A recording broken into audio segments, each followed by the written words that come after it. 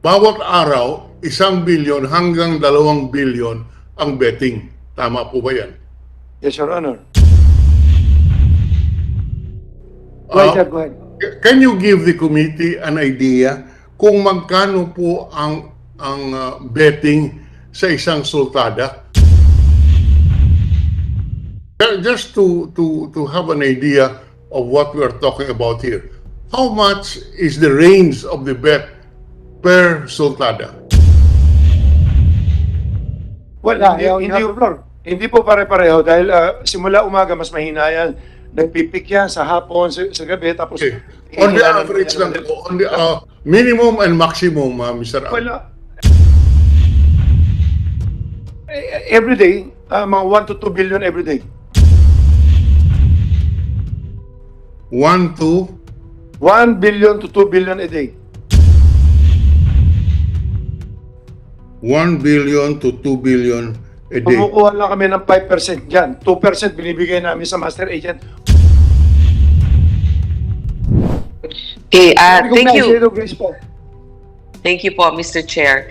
Actually, alam naman natin na may pending application ng franchise yung Lucky 8. At nung ito'y dumating sa amin, no, sa committee namin, syempre bago itong ganitong klaseng pasugalan na humihingi ng prangkisa, talagang napakahirap suriin, ano. Pero ang isa naman ang masasabi ko, sila humarap para mag-apply. Isang bagay ito na masasabi natin tungkol sa kanila.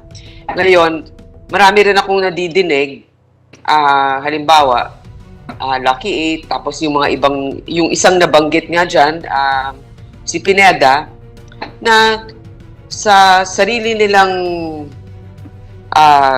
kilos, may mga nagsasabi na nakakatulong sila. Ngayon, ang importante ngayon na talakayan natin, ito, siguro tatanungin ko si Mr. Atong paano yung nagiging kooperasyon ninyo sa mga pulis ngayon sa pag-iimbestiga? Kasi nga, di ba may mga sinasabi na sira yung CCTV doon sa Sabungan, naayos na ba yung mga CCTV na yan? Pangalawa, anong klaseng kooperasyon ang binibigay ninyo? Meron din ba kayong mga pinagsususpetsahan? Kung hindi talaga kayo ay responsable dyan, ano ang nakikita ninyong anggulo ngayon dito sa mga nawawala na ito? Kasi yun ang talagang punot dulo nito. Mahirap natin talakayan ang isang prangkisa na may mga kasong ganitong nakabinbin. Yes, Your Honor. Yun po. Yeah, you can respond, please. Okay. Your Honor, about CCTV, okay. Napanood ko rin po na napapagalitan din ng PAGCOR dahil sa hindi sila nagigipit sa amin sa CCTV. Ang CCTV po sa PAGCOR, ang nilalagyan nila ng CCTV inside casino lang. Hindi po kasi nila teritoryo ang mismong arena eh. Wala talaga kasi sa amin studio lang po eh. Ngayon, yung pag naikukwento ko nga kung paano kami, kung makikita niyo yung studio namin, yung hindi na kailangan lagyan ng CCTV yung mismo site namin dahil naka-video siya. Pagka nagpapalabas may video eh. Yung perimeter naman, hanggang ngayon under construction pa ho kami. Kasi nung mag-start kami ng July 15, hanggang December, may pandemic eh. Ang palabas namin kukunti lang, tapos bumibili kami ng manok, tapos konti-konti lang yan. Nakapag-start na kami ng maganda, 2021, tapos nagsisimula umakyat yan, tsaka palang, tapos nalaman ko nga na mga March yata yun, napunta kami sa PAGCOR na kailangan kami i-regulate. You mean to say na yung tatlong sabungan na inoperate ninyo puro under construction pa, kaya hindi kayo nakapaglagay ng CCTV? Farm lang ho yan eh, farm. Okay. Farm. Nagsimula kami sa isang ang style ng farm kasi, bukid yan, bukid. May pader. May pader, wala. Nung una, walang pader. Ginagawa namin yan sa isang ano lang, yung rueda lang. So, yun ang ginawa namin arena. So, tapos yung mga manok, yung mga cockhouse, kanya-kanyang cockhouse yan, may air condition. Nung una, wala pa nga air condition eh. Nakalagay lang eh. So, within few months, nagsisimula pa lang kami ayusin. Tuloy-tuloy ang construction hanggang ngayong oras na to. Kasi tignan nyo. Tsaka, sa mga pulis, maski tanong niyo po sa kanila, every time na gusto nila pumunta sa amin, pinupuntahan nila kami. Never kami nag-object na imbestigahan kami. Yung sa CCTV, humihingi po ako ng paumanin.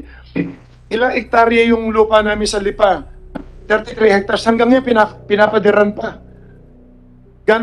Tapos yung sa Santa Cruz namin, 10 hectares, 11.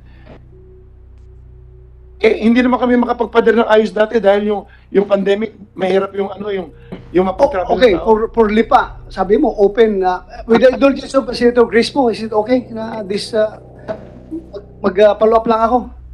Go ahead, sir. Nakikinig lang din po ako. Thank you, Mr. Chair. Yeah, thank you. Sabi mo, sa Lipa, 33 hectares, tapos kinukural ninyo. How about Manila? I think this Manila Arena is already built up establishment. Manila Arena, nagawa po namin dati yan as cockpit. Hindi po nakapagsabong dyan. Santa Cruz, nakapagsabong lately lang nung pinayagan lang ng IATF. Matagal naka-stack yan, idle yung lugar eh. Kaya nga, kung matagal na rin itong walang CCTV. Wala po, kagagawa lang yan na yung bagong gawa lang yung arena na yan eh. Tapos inabot nga, ginawa yan nung wala pang COVID no, nung wala pang pandemic, kagagawa lang yan. Wala pa eh. Wala talaga. Pero meron na pinalagyan ko na ngayon. Ngayon, kung signal nila, pinalagyan ko kasi ginagamit na po namin, Your Honor. Senator Lacson is recognized. Just as a manifestation, I noticed that we've been straying away from the intent of this legislative inquiry. No, para nakalimutan na natin yung mga nawawalan sa Bungero. We're more interested in to hear from the PNP kung meron na silang progress sa investigation kasi ito yung medyo bitin last hearing. So, Yes, sir. I refer to you, Mr. Chairman. Yes, sir. Just an observation. Magdadalawang oras na tayo, hindi pa natin natatakil yung intent, the intent of this legislative inquiry, Mr. Yes, sir. I agree with you, sir. I agree with you. Pinagbigyan ko lang ito si Mr. Atong Ang kasi inimbita natin. Pinagbigyan ko lang magsalita. But can you wrap up? Mr. Chairman, Yes. before that, so that we can move forward, siguro, i-diretso na lang ni Mr. Ang yung sinasabi niyang conspiracy. Okay na, naintindihan na namin lahat yan. Problema sa ganito, tapos yung rules, ganito ang batas. Yung conspiracy, diretso mo na yun para malaman na natin. Doon tayo, para makapunta na tayo doon sa mga biktima. Kasi gusto rin parinig ng mga biktima yung conspiracy yung sinasabi mo. Go ahead. Yes, you can, pwede mo i-share sa amin yung conspiracy theory na sinasabi mo? May conspiracy against you. Okay, please share it to this committee. Dire-diretso na po lahat to. Ang ano ko po kasi. Kung gusto mo, di ba, you are asking for executive session? So, mamaya na yan, sa executive session, sabihin mo. Okay, so, kung pwede tayo mag-break lang ng mga 10 minutes. Okay. Nila Senator Lacson para makita. Yeah, we can give it to you. Kasi may involved din ng mga magugulo rito. Yeah, but before that, I would like to recognize Senator Franklin Dillon. Thank you very much. Thank you very much, Mr. Chairman. Just a few questions in relation to this, the subject of suspicion that about 31 of our Sabong aficionados have disappeared. The reports indicate, Mr. Chairman, that the motive for the abduction is fixing of the cockfights. Yun pong ang dadaya. In fact, ngayon, mayroon pong sinasabi si Mr. Ang may conspiracy. So, sa aking tingin, tama po ba sabihin natin na malaki ang involved dito sa Isabong kaya kailangan malinis ang pagpapatakbo ng industriya ito, matawag natin industriya. In other words, the stakes are so high that we must, the operators must maintain the integrity of the cockfights. Tama po ba yan, Mr. Along? Your Honor, yung tungkol dyan sa game fixing na yan, ito pala kailan maintindihan nyo. Pakisagot lang po, importante sa atin. Hindi po. pakisagot lang. I-explain ko lang muna kung ano yung kinikita lang namin dito. Hindi po kami lumalaban. Out of 100%, kumukuha lang kami ng 5% lang. But So, before we go into that, gusto ko lang yung tinatanong natin, kailangan may integridad yung ating sabong para po tuloy-tuloy ang betting natin. Tama po ba yan? yes, Your Honor, kaya mahigpit Yes. po kami. Sa ngayon po, Yes. wala kami nakikitang game fixing sa amin. Kaya Dahil pagdating pa lang po ng manok, sinecheck na namin, pati mga tare. Pumapasok yung mga tao, lumalabas, kung nagkakaproblema po sa labas, wala naman po nangyari patayan sa loob sa amin eh. Okay. Ang dami kasi senaryo, ang dami sindikato rito. Kapareho Okay. niya Master Agent, 1.2 million ang Master Agent namin. Master Agent, Gold Agent, lahat. May kanya-kanya pong buhay lahat yan. Hindi po namin alam kung ano yung, siyempre nasa sugal sila. Yung iba nasa drugs, nagkahalo-halo po eh. Kaya, Ganun Mr. po. Ang, Yung integrity, totoo can po yung sabi nyo, Mr. kailangan Ang, namin. please, Yeah. Please, Please, let's hear Mr. from Senator Dillon. Go ahead, sir, go ahead. can you give the committee an idea kung magkano po ang betting sa isang sultada? Just to have an idea of what we are talking about here. How much is the range of the bet per sultada? Magkano po? Well, Yeah, you have the floor. hindi po pare-pareho dahil simula umaga mas mahina yan. Nagpipik yan sa hapon, sa gabi, tapos... Okay. On the average lang po, on the minimum and maximum, Mr. Ang. Well, every day, mga 1 to 2 billion every day. 1 to 1 billion to 2 billion a day. 1 billion to 2 billion a day. Kumukuha lang kami ng 5% dyan. 2% binibigay namin sa Master Agent. 1% para... Teka po, isa-isahin natin dahil ako po hindi sanay dito. Although lumaki po ako sa aming bayan sa Iloilo, marami pong sabong but I have never been familiar with it. So you're saying, bawat araw, 1 billion hanggang 2 billion ang betting. Tama po ba yan? Yes, Your Honor. Sa bawat isa. You're mute. Naka-mute ka ata, sir. Senator Dillon, hindi ka marinig. Hindi po ako nakamute. I'm O, on. mahina signal, nawala. Hindi ko po alam, but tinitinan ko lang, hindi po ako nakamute.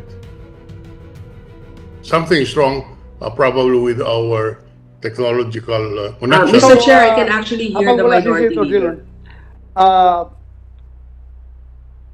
stop ka muna at kuhan tayo, executive session afterwards. But before that, before we dismiss dahil maghingi muna tayo ng update from CIDG. Then after the CIDG, pakinggan natin itong nakasalang na yung case number 4. Mr. Chair, Then, mag-break just- tayo, mag-executive session tayo sa loob ng lounge habang Yes. papakainin na rin natin itong mga naiwan dito sa Pwede po ba, Mr. Chair, tapusin ko lang Hindi. ang aking... can I just...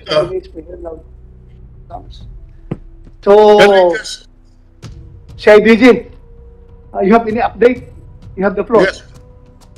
Yes, Mr. please. Chair, Yes, I sir. don't, To the Honorable Chairman of this committee, Senator Ronald De La Rosa, sir, and to the other Honorable Senators. Magandang umaga Sandali po, lang, sir. kabilis ng turnover ninyo. Yes, sir. Yeah. First hearing, the director of CIDG is General Pero. Now, Yes, sir. ikaw na naman. Yes, sir. So, retired na si Pero. Yes, sir. So, masaya si Pero ngayon, nakalusot siya sa problema na ito. Yes, sir. Ikaw ngayon ang tatanggap sa kanyang problema. Yes, Go sir. ahead. I'm happy to receive that challenge, sir. Thank you. That's what I need from you. Yes, sir. You should be very brave enough to handle all these problems. Yes, sir. Continue. Because, I've been with the CIDG for a long time, sir. I'm Police Brigadier General Eliseo Cruz, the newly designated Acting Director of the Criminal Investigation and Detection Group. I just assumed my position, sir, last March 2 this year. And I'm going to present to you the updates of the investigation that the CIDG has conducted for the 31 missing persons. 31, Missing persons, sir. pero last count natin, 34, di ba? Yes, sir, but we are only handling 6 cases wherein 31 persons. Oo, pero huwag niyo pabayaan yung Yes, sir. 2 cases na involving 3 biktima. Yes, sir. We are Kasi isa mong related rin yun, di ba? Yes, sir. We are also coordinating with the other PROs which are handling. I suggest, hawakan mo na dahil sabi man ng Chief PNP. Yes, sir. Hawakan mo lahat yan. We'll do that. Yeah, hawakan mo lahat yan. Continue. Yes, sir. There are 6 cases being handled by the CIDG involving 31 missing persons coming from the provinces of Bulacan, Rizal, Quezon, Laguna, and Manila. And these cases happened in the premises of Cockpit Arenas. And 1 in Manila, 4 in Laguna, and 1 in Batangas. For the incident that happened on January 13, 2022 in Manila Arena, located at Santa Ana, Manila, we would like to inform this honorable committee that we have a breakthrough in our investigation. A vital witness gave his statement that he saw how the victims were held and loaded by security personnel of Manila Arena in a gray van parked at the basement of the said arena. The witness is currently in a safe and secured environment being guarded by the CIDG. There are 14 persons involved in this case that the witness implicated, and he positively identified 6 suspects and 8 are still unidentified. For the incident believed to have happened in Santa Cruz, Laguna on January 13, 2022, considering the statements of their families that victims went to Santa Cruz, Laguna, Cockpit Arena on the said date but failed to return home and remain missing until this date. And despite being missing, bank withdrawals from the ATM account of one of the victims, Melbert Santos, was recorded at BDO Lipa City Branch and is now being investigated by the CIDG. The person captured in the CCTV footage who withdrew money using the said ATM account is considered as one of our persons of interest and subject for manhunt operation by the CIDG. So you mean to say, manhunt operations, identified na ninyo? Yung tao Actually, na- sir, that's just the word that I use, but we are actually identifying, and once we identify, of course, we have to take appropriate actions on how we take custody about this person or file appropriate charges in court, sir. Okay, continue. For the 6 missing persons with last known whereabouts in Royal Octodome in Lipa City, Batangas on January 6, 2022. The investigations is going on and we have 2 persons of interest. For the 5 missing persons with last known whereabouts in Santa Cruz Cockpit Arena in Santa Cruz on December 29, 2021, the investigation is going on and we have 2 persons of interest. For the 6 missing persons with last known whereabouts in Santa Cruz Arena in Santa Cruz, Laguna on May 11, 2021, the investigation is going on and we have 1 person of interest. For the 4 missing persons with last known whereabouts in Santa Cruz Cockpit Arena in Santa Cruz, Laguna on April 28, 2021, the investigation is going on and we have filed obstruction of justice against 1 Brindon Dineros Retusto and we have 3 other persons of interest. These are the updates of our investigation and we are conducting continuous backtracking to gather more evidence and witnesses for the eventual solution of these cases. And we are sure, sir, the honorable committee, and of course the Filipino people, that the PNP will pursue this investigation to its fullest, leaving no stone unturned until we ferry out the truth and serve justice. Thank you very much, Your Honors. Mr. Chairman, Yes, thank you, General Eliseo Cruz. just one or two Right. questions. Are you ready to file cases before the prosecutor, refer the case or cases to the, with the prosecutor's office? Yes, sir, we are now filing appropriate case against the identified 6 persons Yeah. in Manila Arena, and we'll be filing kidnapping with serious illegal detention, punishable under Article 267 of the Revised Penal Code. Just so we are understood by the victims' families, ano, you cannot anymore conduct arrest based on Rule 113, di ba? Citizens arrest. It's no longer proper Yes, sir. to pursue these It will people and be- arrest them. You have to wait for the issuance of the corresponding warrants of arrest. Yes, sir. Kung magkakaroon ng warrants of arrest. Yes, sir. In the meantime, you will refer these cases before the prosecutor's office and let the preliminary investigation proceed, di ba? Yes, sir. That will be filed regularly before the Direct filing. City Prosecutor's Office of Manila, sir, and there will be preliminary investigation to be conducted, and subpoenas will be sent Yeah. to the identified 6 suspects. Yeah. And, Summons na lang ang tatanggapin nila from the prosecutor. yes, Para sir. maintindihan ng mga victims' families, baka isipin nila, walang ginagawa yung PNP. Because you're not authorized under the law, under the rules of court, to conduct arrest at this point in time. Yes, sir. Hindi na applicable, hindi ba? Yes, sir. Para maliwanag sa kanila. Yes, sir. So immediately, what you're telling us is you're filing cases against these people who are properly identified and positively identified, di ba? Yes, sir. Positively you're- identified by a witness And properly identified. and properly identified. Thank you. Yes, sir. Thank you, sir. Any more? Okay ka na?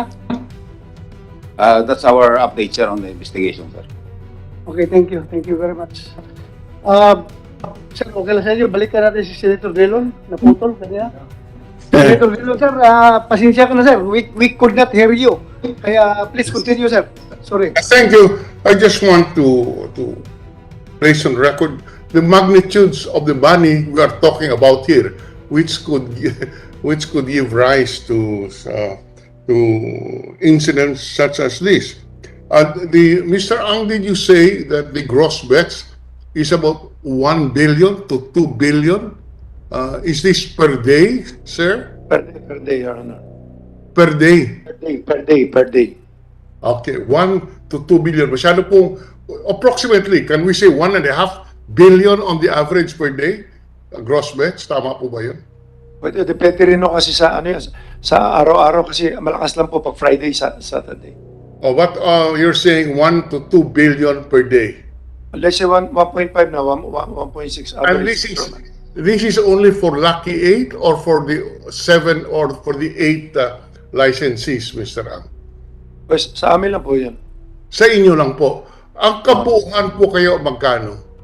Just rough estimate of the gross bets of the e-sabong industry. Well, hindi ko kabisado sales nila, pero kung titignan mo yung sales nila, mga to, let's say, mga 500 million sila po, ganun. 500 700. 500 million per day. More or less sila. Yes, all right. Yes, Now- sir, excuse me. Senator Dillon, sir. Yes, sir. If I may interject, no? Kung gusto mo natin malaman yung kabuuan na pera dyan sa industry na yan, I think PAGCOR, meron silang accurate data mamaya. They can share it with us, sir. So please continue, sir. Tanungin natin yung PAGCOR later. Alam Yes, nila thank yung kung gaano, Thank you. what is the percentage of Lucky 8's contribution to the overall revenue derived from isabong industry. May data ang PAGCOR niyan. Hindi po. Naka-fix Thank you. po kasi sila eh. Naka-fix po sila na, for every licensing. Nag-issue sila. Obligado kami ng 75 million na minimum guarantee of per Yes. Yeah, alam na. This average higher do sa 12,500 per fights. Eh kami more than So ang binabayad namin siguro more or less 135 million every sa amin. Sir, please continue, sir. Please continue. Thank you very much, sir. So if we're saying, Mr. Ang, kung sinasabi po natin, ang gross bets on the average would be at least minimum 1 billion to 2 billion per day. How many days do you operate in a month? 30 days, 31 days. 30 days. So, Araw-araw po, meron po kaming laro. so we are saying that kung 30 days po, hindi ko na po makompute. per day is anywhere from 100 Lagay niyo 2 billion. 1 billion to 2 billion. po. Opo. Per month, it's anywhere from 30 billion to 60 billion. Ganun po ba? More than 60 billion po. How much? A month. A month is about 60 billion. Yes, Your Honor. 60 billion. Magkano po ang inyong commission? Well, 5% kinukuha namin, tapos binibigay namin sa mga agent, 2%, tapos Just the gross muna.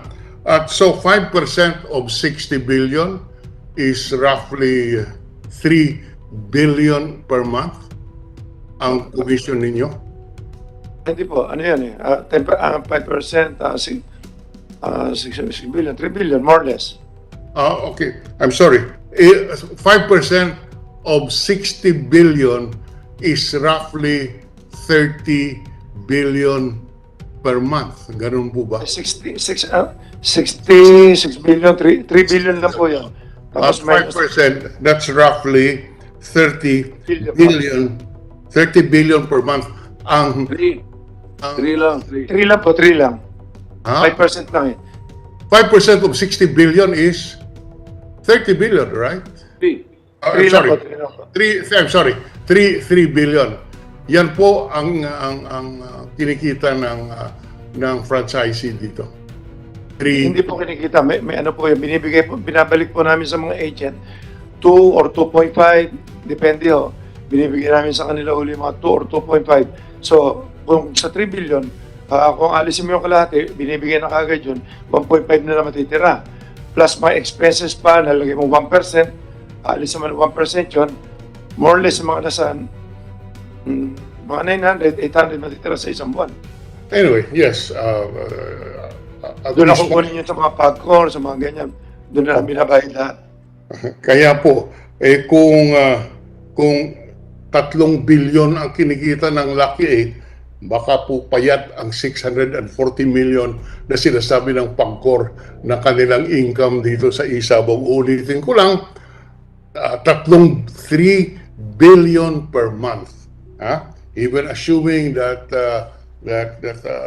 you incur expenses on this, 640 million per month of revenue by Pagcor is pittance, is very small compared to the gross income of Lucky 8. That's all that I am trying to point out. Mr. Chairman, just to pursue lang.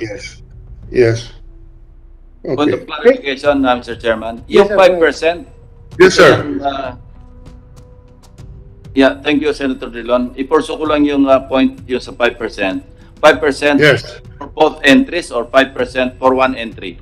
Pag pinagsama yung both entries, kaya nga without risk kami. Kung may tayong 1 million sa kabila, 1 million sa kabila, 2%, 2 million yun, minus 5% yun.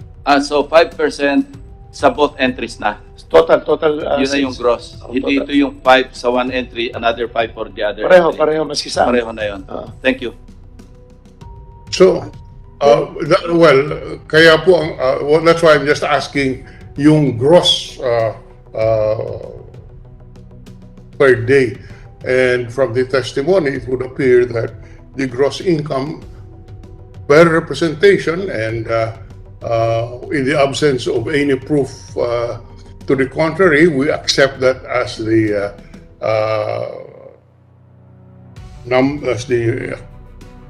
gross income of each licensee. Yan lang po muna. We would love to hear from the PAGCOR on the exact amounts. But for the record, if we talk about 3 billion per month for Lucky 8 alone, even assuming that this is the gross income, a 640 million per month na sinasabi po ng PAGCOR, mukhang payat at malaki talaga ang kinikita ng industriya, kaya po hindi maiwasan na yung mga ganitong pangyayari ay related doon sa kinikita ng industriya. Maraming salamat, Mr. Chairman. Thank you, sir. Thank you. Right, sir. Senator Lacson. Yeah, ang sabi ng PAGCOR kanina, I was taking notes, from April to, ito yung last year, parang ang average na remittance sa PAGCOR, 400 million per month. How much? How much? And then for last year, from April, I think hanggang December, parang average 400 million pesos per month ang remittance. Okay. January to date, nag-increase ito sa 640 million per month. Okay. Noon pong April, si Lucky 8 pa lang po ang umaandar.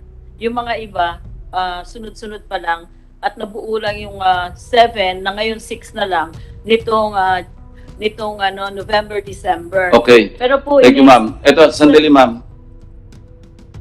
So, 640 million pesos per month yung January to date. Ito yung average nyo per month. Opo, sir. Ngayon, sabi kanina ni Mr. Charlie Ang, yung kanilang remittance, pinakamalaki sila eh. Umabot sila ng 135 million pesos per month. Lucky 8 pa lang yon. Opo. If we compute yung 6 others, kasi ang threshold, yung minimum nilang kailangang remit is 75 million each. Okay. So 6 times 75, that's 450 million. Plus 135, that's 585 million pesos per month. Ang ibig sabihin, nasa threshold lang yung 6. Opo. Kasi from 640 million na pesos per month compared to 585, masyadong minimum yung nire-remit ng ibang operators, ibang licenses. Because Lucky 8 alone, 135 million pesos per month na. So masyado yatang Sir. andun na sila sa threshold, the 6 others. Totoo ba ito? Opo. Ganito po kasi, sir. Ang Lucky 8 na gross bets lang from April 2021 to January 2022, Ma'am, excuse me. 500 Pakilapit yung yung microphone kasi hindi nare-record. Ang gross bets po ng Lucky Star from April 21 to January 2022, 546 billion 826 million 428,839. Yung pong sumunod, yung Belvedere Corporation, 86 billion as compared sa 546 nila, 771 million 15,804. Yung pong susunod, yung Esports Encuentro, 3 billion 638,612,985 pesos. And Home Visayan Cockers, susunod na malaki sa Lucky Star, 96 billion 576 million 56,951. Yun pong sumunod, yung Jade Entertainment, 145 million 357,404,000. Yung New Win Cockers, 1 billion 205,219. 205,219,683. Yun hong Philippine Cocking International, 6 billion 856,263,554. Ito pong Golden Buzzer na nasuspende na ngayon kasi hindi nila ma-meet yung 75,746,350,941. Katulad po nung sinasabi ni Mr. Ang kanina, yun po kanilang gross na 3 billion. Sinasabi po niya na may percentages silang binibigay sa ibang papanggo government offices, pera lang po sa PAGCOR. Sa PAGCOR po, dahil nga bago ito, initially, pinag po namin 12,500 per fight ang aming charge or 75 million per month minimum guarantee fee, whichever is higher. So, yun po ang, pwede po namin isubmit ito. Talaga pong pinakamalaki, almost 90% po, ang Lucky 8. Say again, Thank you, ilang Mr. percent? Chairman. Ilang percent? Kukompute ko lang, sir, para sigurado. Oh, sige, sige. So, Ma'am, wala kayong planong taasan yung threshold? Meron po, sir. Ang binabalak po namin ay taasan siguro po yung per fight. Kasi kung tataasan pa po namin yung threshold ng 75 million minimum guarantee, magiging monopoly po dahil yung mga nakauna malalaki na talaga at kaya po yun. Yung mga iba na maliliit pa na nag-struggle and they're trying to enter the business, hindi po nila makayanan, kaya automatically, hindi po sila makakasali. Yun po ang aming teorya. Ayaw po namin ng may monopolya o may binopoly or something.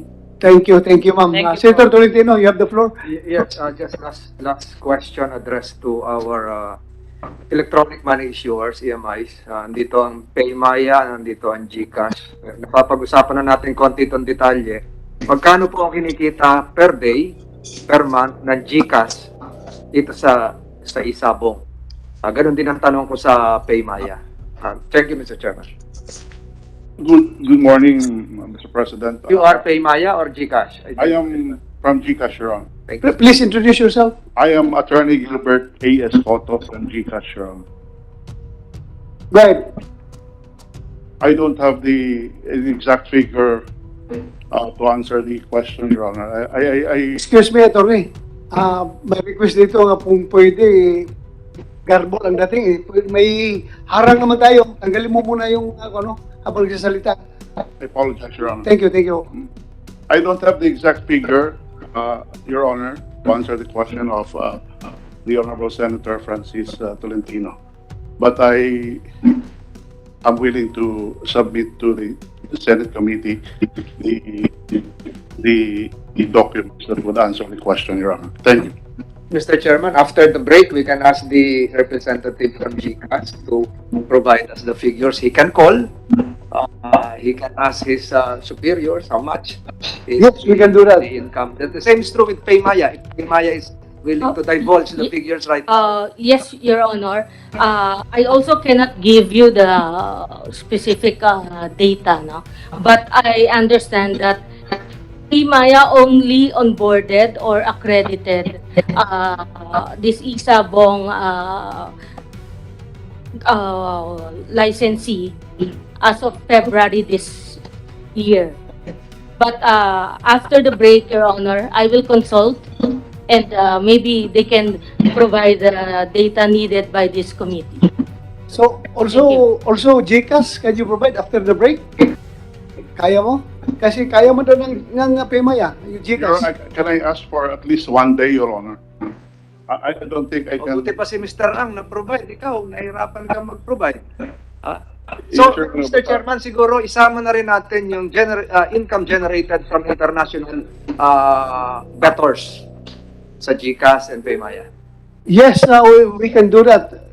When you say, Senator Tolentino, na income generated from Share the percentage generated by Paymaya and GCash coming from international debtors, offshore debtors. Sir, Senator Tolentino, what we are regulating in PAGCOR and the figures I gave to you are based only on local bets. No, not one of the operators is licensed to accept offshore betting. Pero ma'am, maraming tumataya sa Opo, OFW natin. Maraming illegal po yun, sir. Yun po yung napupuya, minamonitor. dumadaan sa AMIs, dumadaan sa GCash, etc. So, can we have a figure? We're not saying that you're tolerating it. Yes, We're not sir. saying that you're violating something. We are just asking the electronic money issuers, the non-bank financial institutions, if they can provide us a figure of how much percentage they are generating from bets coming from overseas. Yun lang po, Mr. Chairman. Hindi natin pinag-uusapan kung may nag-violate o ina-allow. Hindi po yun. Okay, Paymaya promised after the break, we can have it. I will consult, Your Honor. Okay, And if they give it to us, I will provide the committee. okay. Then Thank you. GCash, Tomorrow, Your one Honor, day. May we ask for a reasonable time to comply because I think it may take Kaya, what is reasonable for you? 3 to 5 days, Your Honor. We'll just submit the... Weekend na yun. Masyadong matagal yun. Mahirap ba mag-compute? Mahirap naman eh. Everything is computer generated, di ba? We will ask our office, Your Honor. Kaya nga ng Pimaya after the break eh. Kasi everything is computer. Pindot-pindot ka sa computer, nandiyan na yan. I will try to ask the office, Your Honor. So kailan? At Kailan? least a day, Your Honor. A day. So tomorrow, we are expecting that tomorrow. Yes, Your Honor. Oh, thank you. Pimaya after lunch, after break. Yes, Your Honor. Okay. We are consulting them right now. Okay, thank you very much. So, continue. Before we go on a break, it will be an executive session in the presence of Mr. Charlie Ang. Yes. Yes, I'd like to ask, for the record, Mr. Charlie Ang. Yesterday, you went on YouTube. It went semi-viral with you saying that mahirap dito, ang daming mga politikong nakikialam sa mga investigation.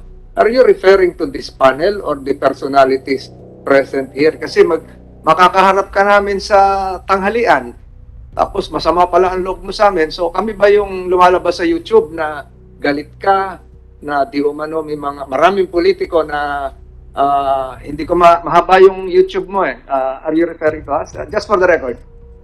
Pwede ko po makita yung YouTube na yun. Kasi baka interpretation nyo lang yun. Hindi ko alam yung sinasabi niya, Your Honor. Lumabas po yung kahapon at di umano ay mahaba yung sinabi mo. It was shown to me. So perhaps you can ask your colleagues, whoever videoed you there, baka it was taken in your off moment time na galit ka sa mga nag-iimbestiga. So yun lang gusto ko maliwanagan. Your Honor, kung sasalita pa sa ano kung wala ka maalala, galit ka ba sa amin? Hindi po ako pwede magalit. Mga kaibigan ko may mga pinagsamahan po tayo maski pa paano eh. Ba't ako magagalit? Your Honor, tsaka wala po ako nilalabas sa video. Ang huling-huling video ko, yung huli nga na sinisita ko na nung nagpahuli ako sa mga NBI tsaka si IDG. Yun na isang i-explain ko mamaya. Na nagte-threat daw ako. Hindi ako nagte-threat eh. Nagte-threat ako doon sa mga, ang dami na namin napahuli. Sa NBI tsaka si IDG. So in short, hindi ka galit sa amin, ha? Impossible. Okay. Lahat po kaibigan ko eh. Thank you. Hindi ka galit. But please, review that video. Dahil ang dating kay Senator Tolentino kasi, medyo galit ka sa mga politiko na nag-imbestiga itong insidente na ito. Well, for your information, alam mo, break kami ngayon, Mr. Atong Ang, break kami ngayon sa Senado. Pero gumawa kami ng inisyatibo na mapagbigyan talaga yung kahilingan ng mga pamilya ng 34 na nawawalang tao na maghihikan na kami ng hearing. Kaya sana huwag mong personalin yung aming pagkakandak ng hearing. Trabaho lang po ito. Walang personalan. Kaya sana hindi ka magalit sa amin, ha? Your Honor, gusto ko nga para maklear naman kami. Okay. Gusto ko. Saka, never ako magalit sa politiko kasi lumaki na ako na puro politiko rin kasama ko eh. Actually, may mga pinagsamahan nga tayo lahat, maski pa paano. Ba't ako magagalit? Wala naman kayo masasabi sa pagkatao ko. Di Okay. ba? Thank you. Mr. Chairman. Go ahead, Senator Pimentel. Yung sasabihin ba ni Mr. Ang sa executive session, hindi mo kaya sabihin dito sa open session? Andiyan, parang naririnig tayo na yung regional director ng NBI. Baka may informasyon siya makuha ron. Ayan namang si director ng CIDG. Hindi ba pwedeng sabihin mo na lang yun sa open session? Kung pwede ko po sabihin, basta pinayagan niyo ako sabihin ko sa open, okay lang. Suggestion ko lang kung pwede ko sabihin mo na sa inyo, saka yung sabihin sa akin kasi baka naman mali. At isingila ako na advice. Hindi, ganito eh. Ang sasabihin mo are some facts na alam mo, some opinion. Basta wag ka lang manira ng tao na openly libelous na so ano masama, di ba? Hindi ka naman sasadya na sisiraan mo yung tao na walang ka-basis-basis. So, kasi I'm sure marami interesado kung ano sasabihin mo, di sabay-sabay nang marinig ng lahat. Ewan ko, I'm sure na si chairman namin is accommodating your request. And then nag-request ka kasi may agam-agam ka na baka hindi mo pwedeng sabihin in open session. Pero kung kaya mong sabihin in open session, I suggest wag na tayo mag-executive session, open session na. Gugulo talaga. Mas maganda ang Okay, sige.